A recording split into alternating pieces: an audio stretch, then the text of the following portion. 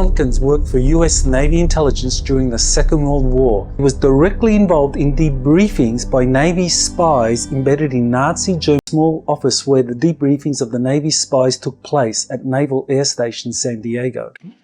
He had this little small office, the Admiral's office, and he was commander of Naval Air Station San Diego.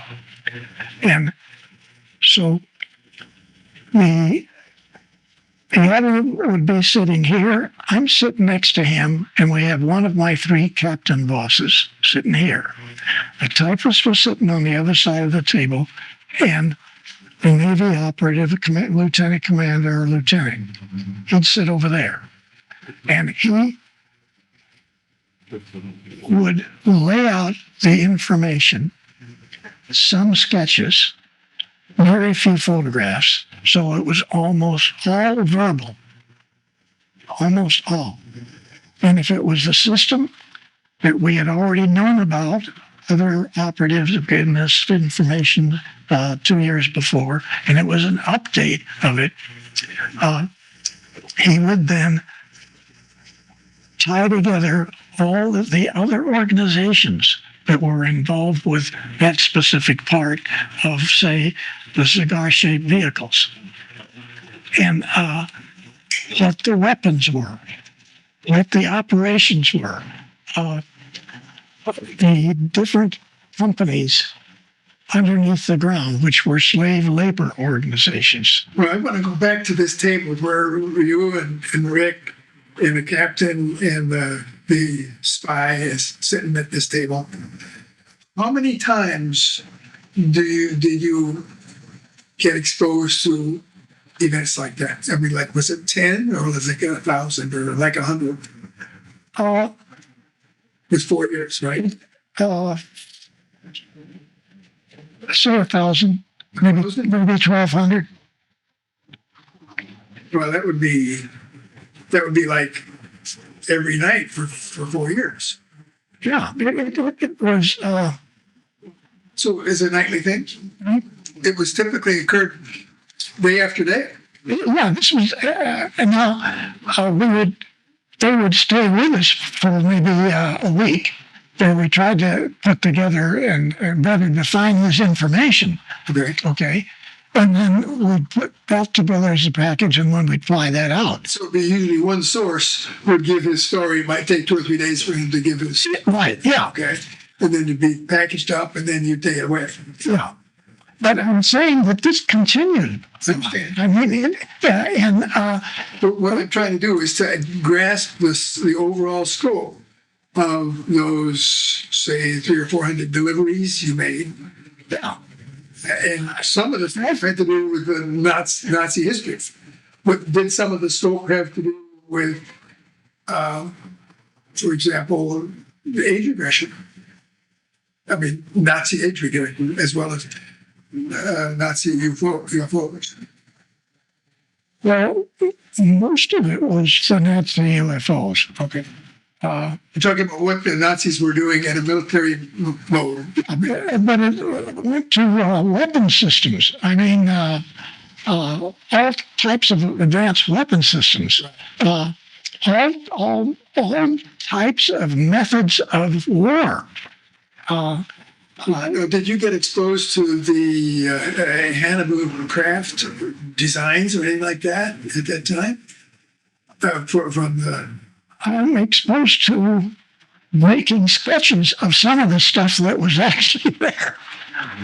But did you ever come across the term Hannibal as a description for various models of German anti-gravity vehicles? Oh. What's that? What about Vril? Did you ever come across Vril as a designation? Vril 1, Vril 2? Yes, but I remember the stuff that we got was the wording is in English, okay? Some of the documents that we got, of course, were in German. Mm-hmm. But we didn't get so much of the documents. It was mostly verbal, and it was saying in his interpretation, that was another thing, because I remember the admiral wanted one of the guys to go check so and so. I want you back over there. I want you back here next month. And then there's updates to the information. And so some of the stuff that was in German, we had another group of people who converted it to English. And so you're working with information that you don't have background on. And so what you're trying to do is put enough of it together that, say, Lockheed could take that information and develop it, interpret it, and come up with something that could possibly be used. And when I said that many, remember, I went back to all of these facilities, sometimes 6 or 7 times, with updated information that we got, because 3 years after they said it before, the whole thing is now, it's been developed, and now it's this, and that. So do you remember what kind of material you took to different places? In other words, JPL, the old Caltech was called then, right? Yeah. JPL. At JPL, would you take material relevant to the UFO craft or the anti-gravity craft, or I mean, propulsion? Everything about propulsion, all different types of propulsion, and stuff that I had no idea what this was. And then controls, different types of controls, support systems. You can almost any subject or any question you want to ask, there was some of that information that we were getting. but some of the groups didn't get everything. No, No group got everything. no. So if there were 6 outfits, Douglas, Caltech, MIT, was that right? Yeah. And then maybe Lockheed, or Lockheed, Boeing, North American, Northrop, even Boeing. So there's 7 or 8 different locations you made deliveries to. As I understand it. No, it's hundreds of different places we took the data. Because, we took the data to every Navy research organization. We took it to What company? Naval Development Center, Warminster, Pennsylvania. Right. Okay, that's a big facility. I bet I went 20 times back there with stuff. Oh, I see. Okay. And then the Caltech one was, I didn't even go to Pasadena for that. I went to the Navy's weapons system out at China Lake, because Caltech was working on other programs, big programs there. We would pull their scientists off of whatever that was, and they throw these guys into that package and run with the ball. It was, some of them that I went to,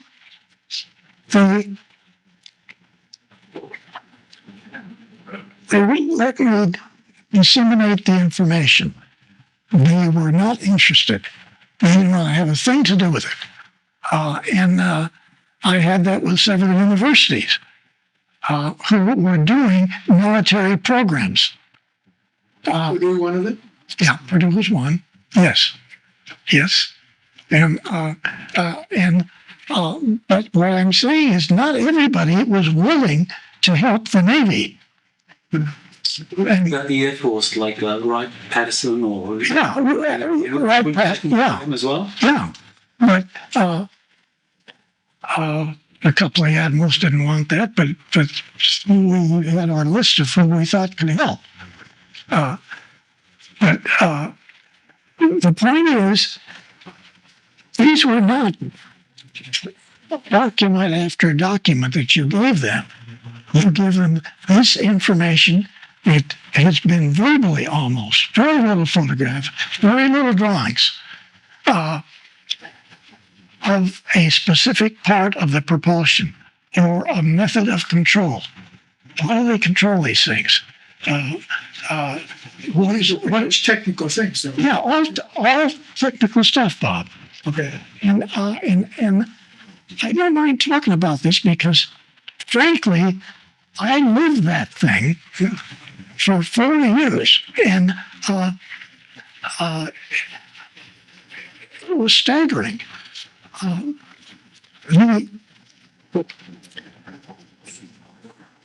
The German titles for stuff was a problem, so we had interpreters there.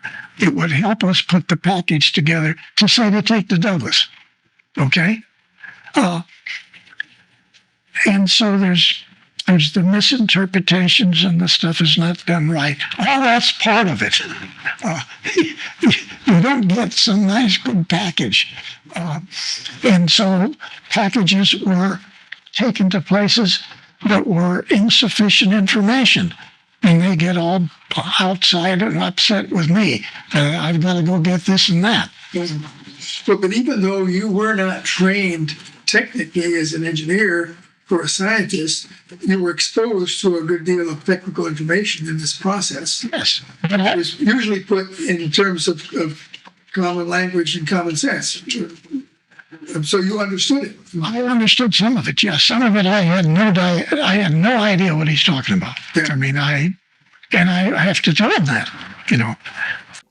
In his autobiography, Selected by Extraterrestrials, Tompkins has provided documents supporting his remarkable claims, including a copy of his mission orders that verified that he was indeed tasked to act as a disseminator of aircraft research and information.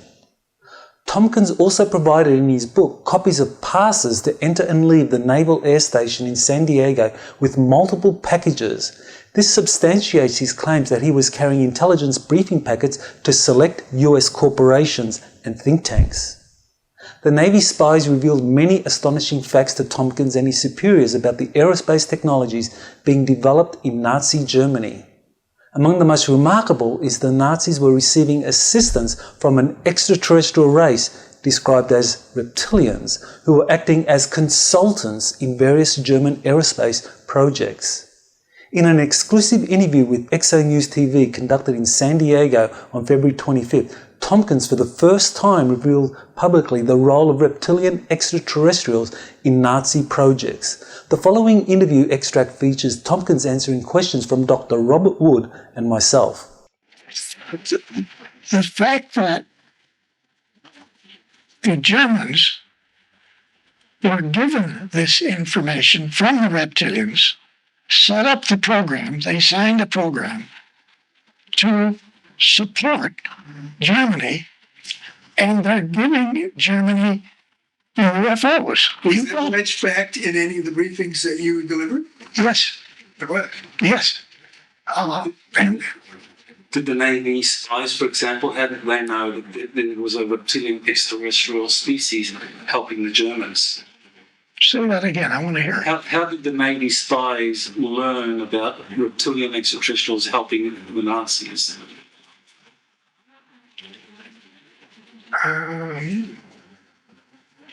Did they see reptilians, or did they read briefing documents?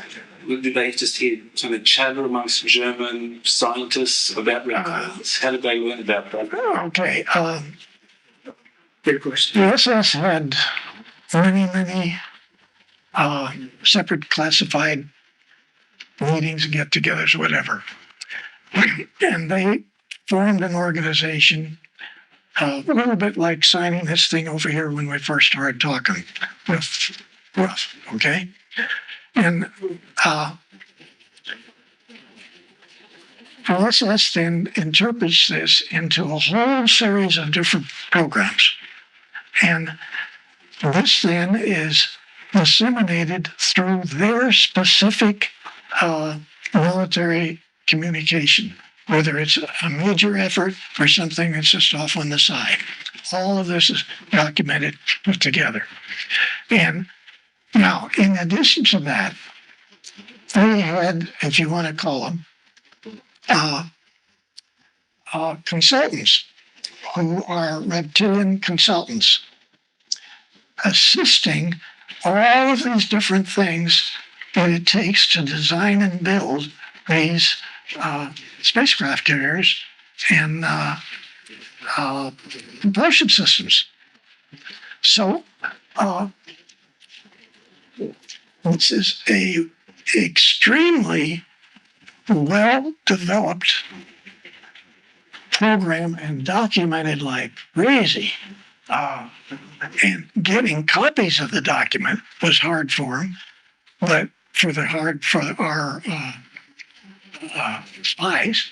But this was an open program in the upper level of the SS. But it was compartmentalized too. Yeah, it was completely compartmentalized, but it was well known there.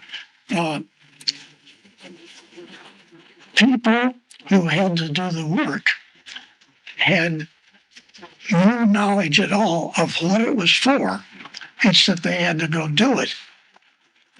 And so I guess it's a little bit like a company manufacturing who has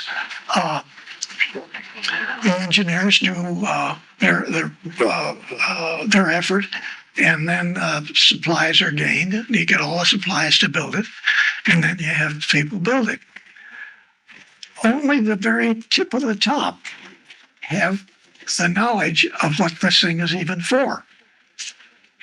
And so that guy is working with a reptilian.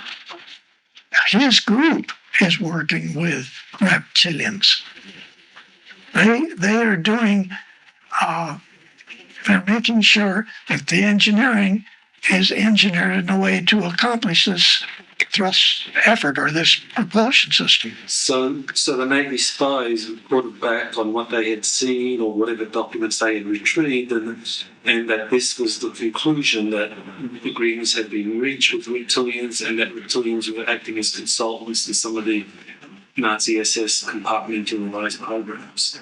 Well, even more than that, one of the packages that I got had a statement type thing that was, I don't know how he got a hold of it, but it was not the original agreement between the two countries, or the extraterrestrials and Germany. But it alluded to this.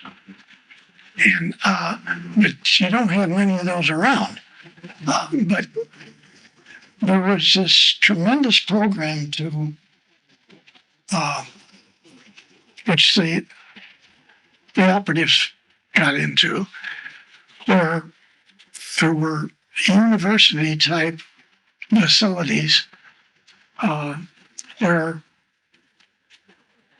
hundreds of thousands of even Russian girls were brought in to these facilities, and the certain groups of the troops would get them pregnant, and this program was then to come out with massive numbers. The reason I'm saying this is because it takes a long time to have a baby, and so you're not planning to win the war next week. But that part of their program was set up and structured to parallel a reptilian Naval battle group program to go to other stars' planets and do the same thing that Germany was going to do to Europe and then this planet, which is, in other words, it wasn't just taking over the United States and killing some Jewish people and then splitting the rest. Doing it throughout the galaxy. Yeah, holy cats, the thing was way beyond that. Again, what we've just said about this was the tip of the iceberg of what they were doing. And already reptilians doing it to other stars, planets, all over this area of the galaxy. I mean, these young kids, the operatives, they couldn't believe half of what they brought back of what was going on. And some of them were really good people, and they know how to get into places and listen to what's going on. And finding from that guy that he talked to, and he heard, and going to so-and-so, because yes, they were doing that over there. And he goes over to 2 countries away from a occupied country for the facility, massive thing going on another part of it. They were even building boilerplate steel UFOs, 200 foot, 250 foot, boilerplate steel, which is insane. But that group took the information that was given to them. They didn't even figure out it should be steel. Should not be steel. And the propulsion unit floated up just like it was feather. And so their learning curve showed that you can do these things all over using totally different standard mathematical or standard technical terms of the way you normally do it. And so thousands and thousands of different engineering groups were working different aspects of all of this. Just 1 second. Some of them had the vehicles. Others, they gave them the vehicle to reverse engineer. And so that they could become familiar with everything from the inside out. And so that different people, different organizations could handle this in different manners. I mean, it was a massive program. And the mission was to take over the planet, kill off all the ones that are a problem, the rest of them make slaves out of. Everybody on your planet. Then, second phase was to leave the planet with large squadrons of UFOs after you've got them all built, and do the same thing to other stars, planets. That's the Germany. Now, in the last episode, we learned about Tompkins' astonishing claim that the Nazis were receiving assistance from an extraterrestrial race described as reptilians who were acting as consultants in various German aerospace projects. In this episode, we learn about how the reptilians helped the Nazis locate large caverns in Antarctica, which would be used as bases for the Nazis' most advanced aerospace programs that were being assisted by reptilian consultants.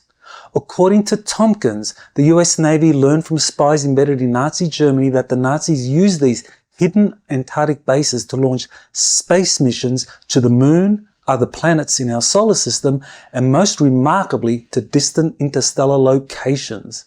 The following interview extract features the Tompkins answering questions from Dr. Robert Wood and myself on Germany's secret space program in Antarctica. The Navy spies talk about the Nazis landing on the moon, landing on Mars. Oh, it's not just the operatives found this data, and they bring it back to the admiral's secret office at the top of that building. You can see the building from down on the land over at North Island. And these fellas were all over the occupied area in Germany. And they found all of this equipment. They found the program for extended life. That wasn't really an extended life. It was a life program that the extraterrestrials were already doing. So the Nazis had it, you say? Yeah. Okay. And so it was no big deal at all. The move from Germany to Antarctica was in operation in 1934, way before the war started. In fact, some of the stuff went down in 1913. Large portions of equipment were sent down there, but right next to them were 3 tremendous-sized caverns, which the reptilians had. Not Greys, reptilians. Germany got 2 more, but they were about 1/10 the size of the big reptilians. So they were able to bring the supplies down, mostly by submarine. They built these fat submarines. There's a regular class that they built, so they could ship all this stuff down. And they were shipping stuff down right after the turn of the century. I mean, whether they had convinced themselves that they didn't care, or they weren't interested in the war, whoever it was, like the Naval Society, they had almost 90% of everything that it takes to build extraterrestrial vehicles, whether they're saucers or cigars. They had that down to Antarctica by 1932. Some of it was gone down. And not the main programs, but they had copies of everything that was necessary to build these. They were building them in production all over the occupied countries, underground production facility with slave labor. And the Germans didn't know anything about it. The German population didn't know anything about this. It was all classified. Were they building the UFOs in Germany or in Antarctica?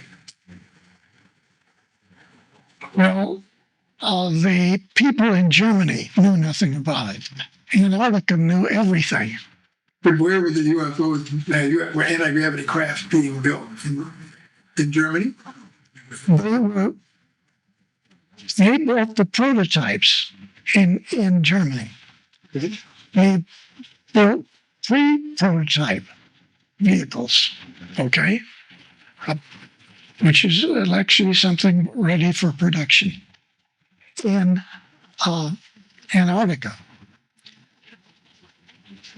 They put the stuff in production in the countries all over Germany, and they continued to build similar vehicles in Antarctica.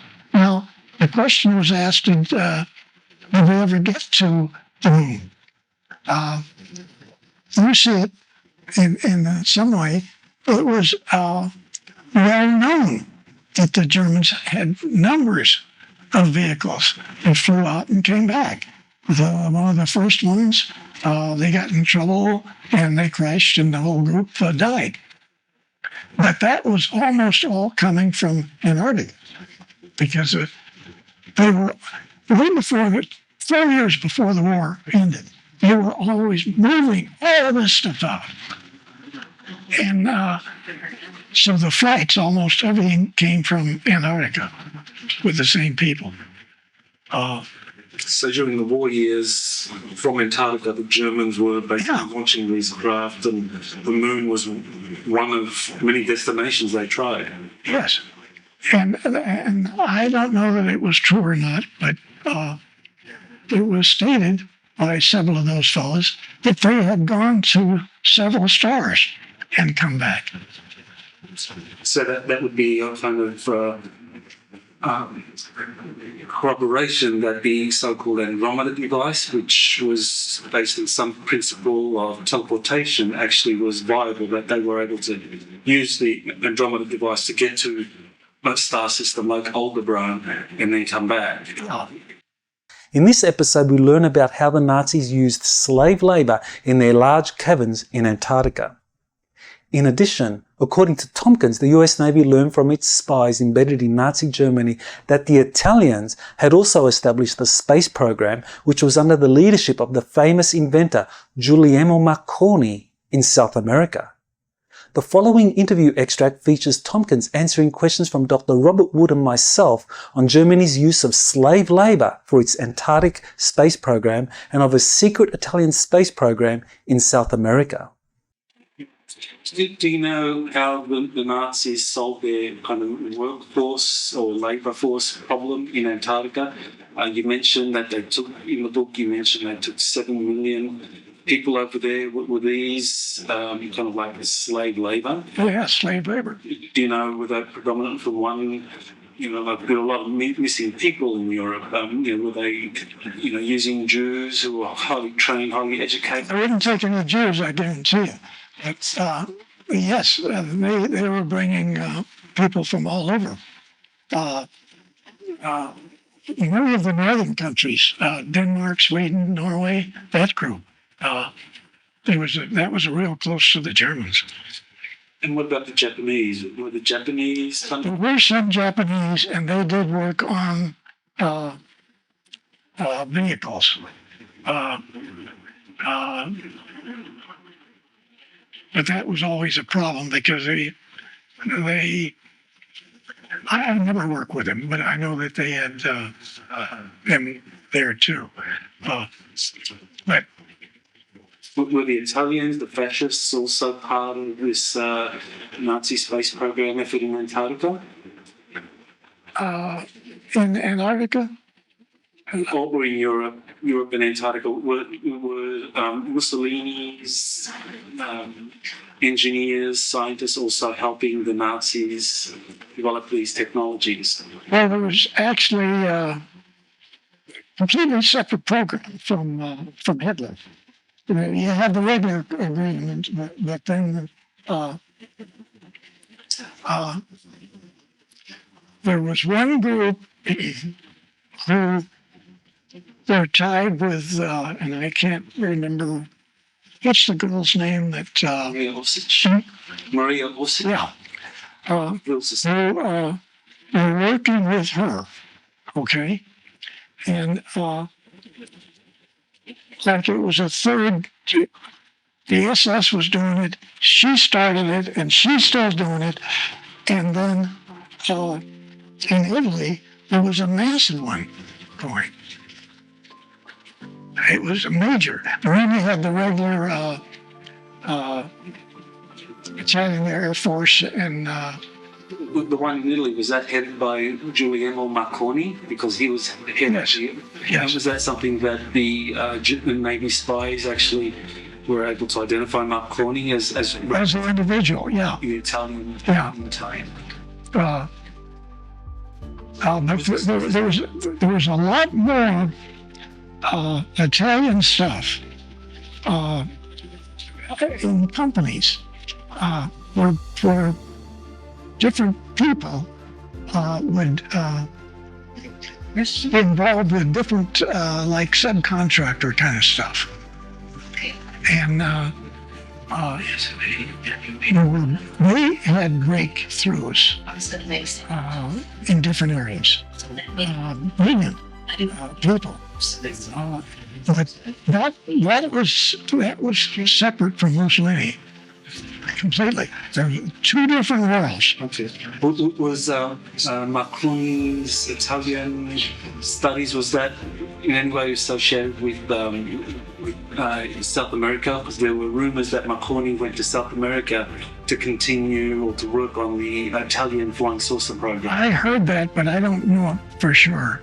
But I heard that, yes. There was a lot of underground facilities in South America, too. You have been listening to Exopolitics Today with Dr. Michael Salla. Please remember to like, share, and subscribe to this channel. Join or start a conversation in the comments. Take the time to explore the vast library of best-selling books, webinars, and podcasts by Dr. Sala. Visit exopoliticstoday.com.